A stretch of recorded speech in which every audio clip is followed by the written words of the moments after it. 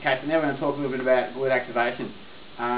First thing that we do is the myofascial release and the hip flexor stretching, which we've been through. So next thing we want to do is activate these muscles, so then when we're training and moving around, they're going to start doing their share of the work, and we'll be a better athlete for it. So first one to activate is a single leg prone hip extension. Just lay flat down on your bum.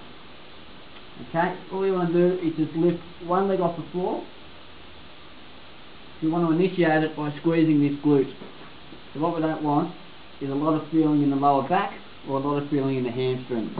So in the studio, when we test this out on clients, we give a 1, 2, 3 sequencing, and then we ask them where they feel it the most. Obviously we want more in number 2, but if you've got more in number 1 or number 3, then we need to do a lot of work on the glutes to catch that up. So when you're doing the actual exercise, just put a thought in your mind of lifting from your bum and maybe the very top of your hamstring. What you don't want is just a little bit of lift and then lifting your foot up. Some people just think they're lifting their foot up. Actually, just lifting that off. And you'll probably from the top of the quad should lift just off the mat a little bit. Alright? Do about 20 to 30 reps of them. After that, we'll move into a bilateral activation exercise. So it's just a hip thrust or a bridge. It's got a few names. I like to do them on the ball. It puts us up nice and high. So the one that you do on the floor, you've probably all seen, which is just that one there, uses a lot of hamstrings. So we want to try and eliminate the hamstrings and make the glutes the dominant muscle in this movement. And grab a ball or a bench.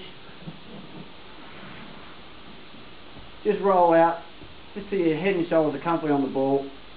You want to bring your feet directly under your knees. Alright, hands can go wherever you like. Just want to lower the hips down as far as they can go. Push up through the heels, squeeze the glutes at the top. What we want to make sure is when we squeeze the glutes, they actually do a little anterior pelvic tilt at the top to complete hip extension. Very important there. If you don't do that, most of the time you'll just come up and you'll arch to the lower back. So if we go back to the exercise we just did, that would mean number 1 is going to be dominating, not number 2. Okay, so same again, 20 to 30 reps. Coming up, squeezing the glutes as hard as you can. The second function of the glutes, besides being hip extension, is hip abduction. So we're going to use some mini band side steps to activate the glutes in that action. Okay, so we'll whip the band around. Doesn't matter what tension band you use, because you can pull it to be tight or as loose as you need. Start nice and tall. Assume your posterior tilt before you start. Shoulders are back, chest is out. Move out to the side, and it's a side step.